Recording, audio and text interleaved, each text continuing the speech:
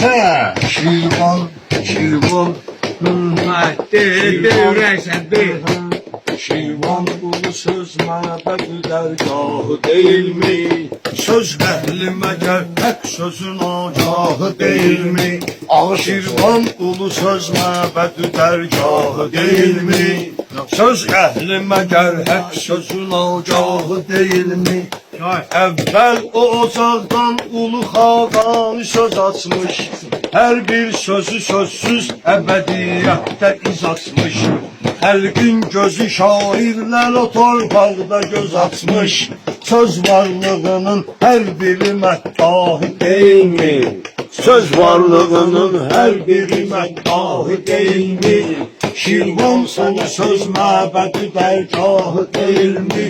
Söz əhli məgər hək sözün agahı deyilmi? Hak benim deyip nesimi titretti yer üzrə. Cəmm etdi ki cahiller o Allah sanır özünü. Tüm satmadı əqlin gücü dərk etməyə sözünü.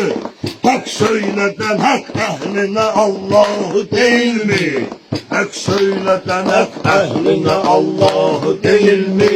Şirvan sonu söz məbədi dərgahı deyilmi?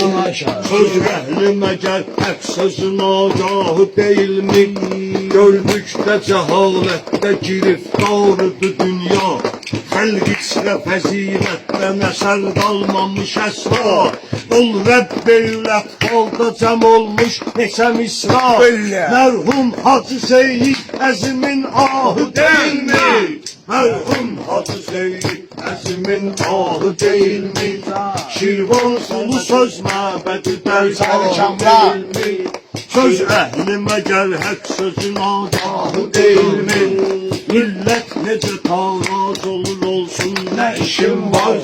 Ölməzliyi sözlərdə yaratmış o sənətkar. Varmı bir əsər olsun o popnaməyə oxşar? Varmı bir əsər olsun o popnaməyə oxşar?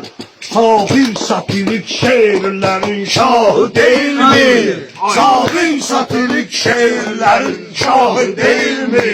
Şirvan ulu söz məbədi dərgahı deyilmi? Söz əhli məgər hək sözün agahı deyilmi? Şairlərin həkdən gələn ilhamına tərif. Hək söyləyən ustadilərin hamına tərif. Kamran denən o dahilərin namına tərif. Saydıqlarımın hər biri bir dahi deyilmi? Saydıqlarımın hər biri bir dahi deyilmi? Şirvan ulu söz məbədi dərgahı deyilmi? Söz əhli məgər hək sözün agahı deyilmi?